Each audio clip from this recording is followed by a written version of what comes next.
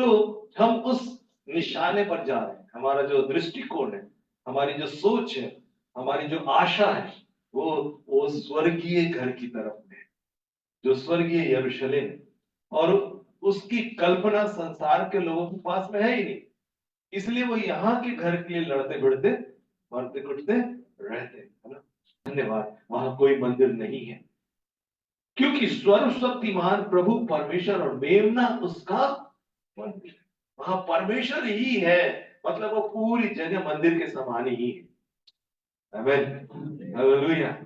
इसलिए 22 तारीख की तैयारी मत करिए, इस तारीख की तैयारी करिए जब हम यीशु मसीह के साथ मुलाकात करेंगे। आमीन, हालेलुया। क्योंकि मेमना वहां का मंदिर है, और लिखा है उस नगर में सूर्य और चांद के उजियाले की आवश्यकता नहीं, मतलब दिन और रात खत्म, ना सूर्य है ना चंद्रमा है, तो क्या है? आगे लिखा हुआ है क्योंकि परमेश्वर के तेज से उसमें उजियाला होता है। प्रभु के तेज से वहां पर उजियाला होता, मतलब बिजली बिल खत्म। ठीक है, कई बार हम सोचते हैं 3 महीने का क्षमा हो जाएगा, 300 यूनिट खत्म हो जाएगी, तो उसके पीछे चले जाते हैं। यहाँ पर सब कुछ फ्री हो गया, हालेलुया। बिजली की भी जरूरत नहीं है, क्योंकि परमेश्वर का प्रकाश उस नगर में। Hallelujah, hallelujah. क्या आप खुश हैं? एक ऐसी जगह परमेश्वर आपके और मेरे लिए बना के रखा है, आमीन। और इसलिए हम उपवास कर रहे हैं, प्रार्थना कर रहे हैं, अपने आप को तैयार कर रहे हैं कि हम एक खूबसूरत नगर की तरफ जाने वाले हैं। Hallelujah, hallelujah. यहाँ के कष्ट, यहाँ के दुख, यहाँ की मुसीबत, यहाँ की परेशानी, सब कुछ एक दिन खत्म होने वाली है, और हम सदा काल के आनंद के लिए जाने के लिए तैयार हो रहे हैं। Hallelujah, hallelujah. और इसलिए हम इसे आदत बना रहे कि जितना ज्यादा समय हम परमेश्वर की उपस्थिति में बैठ सके, जितना ज्यादा हम प्रार्थना कर सके, जितना ज्यादा हम प्रभु के चेहरे को निहार सके, वहां पर जाकर वही तो काम करना बाकी है।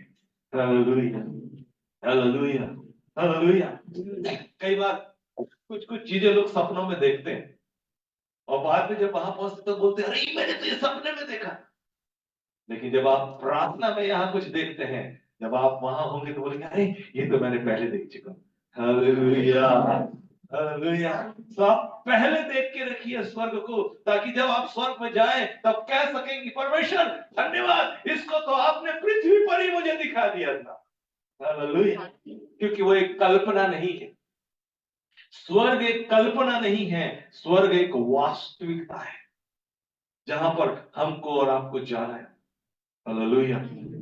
इसलिए यहाँ के पीड़ा, यहाँ का दुख, यहाँ की तकलीफें, यहाँ का सताव उसके सामने नगण्य है, कोई गिनती नहीं रखता, कोई कीमत नहीं रखता, क्योंकि वो जो है वो सबसे खूबसूरत है, जिसको परमेश्वर ने हमारे लिए रखा। Hallelujah, hallelujah, hallelujah.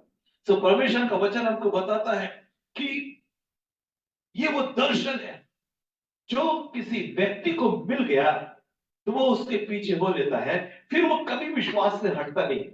उसका एक उदाहरण हम बाइबल के अंदर में देखते हैं।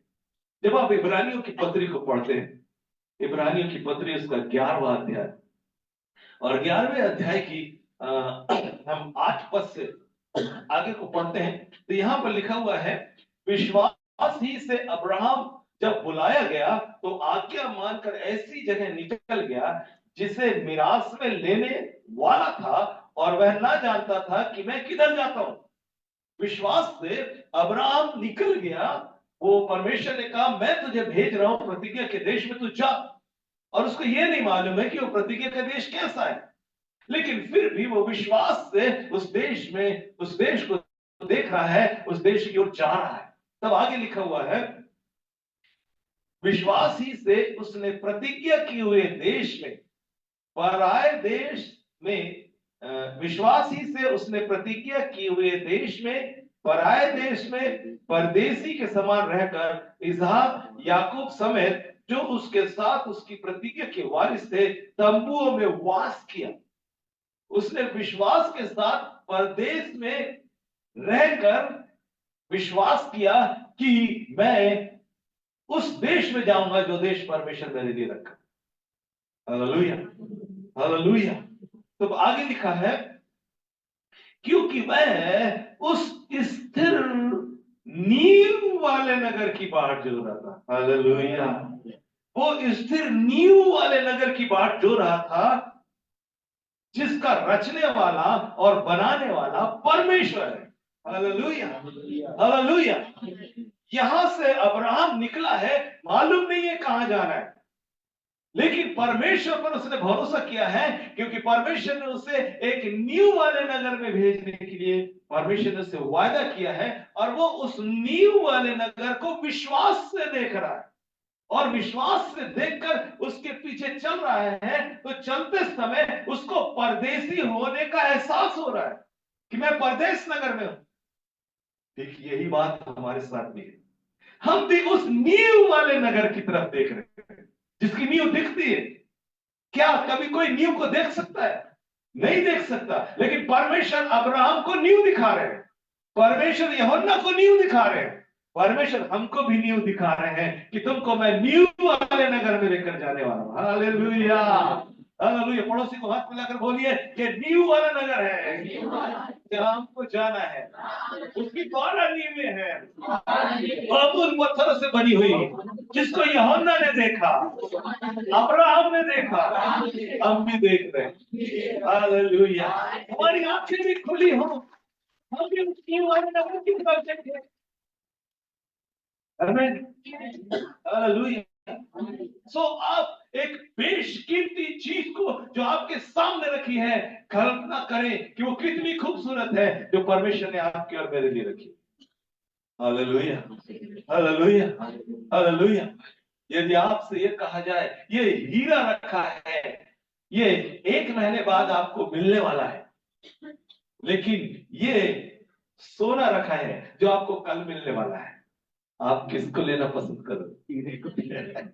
हालेलुया। कहते तो सोना मिल जाए बस खेल खत्म है, हीरा देखेंगे।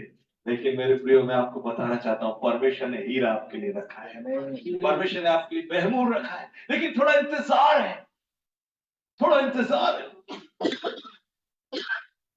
उसको पाने के लिए हम सबकी दृष्टि उस ओर लगी हुई है। अब्राहम को परमेश्वर ने बता दिया है, और इसलिए वो चल रहा है परदेसी के समान। वो उस जगह पर रह रहा है, लेकिन आशा है कि मैं थोड़े दिनों के लिए परदेसी तो हूं, लेकिन मैं अपने गंतव्य में पहुंचने वाला हूं। मेरे को परमेश्वर मेरा राज्य देने वाला है, मेरा नगर देने वाला है, मेरा देश देने वाला है। Hallelujah, hallelujah. ठीक इसी रीति से परमेश्वर का वचन कहता है कि हम यहाँ पर अपने आप को परदेसी समझकर जीवन को बिताते हैं।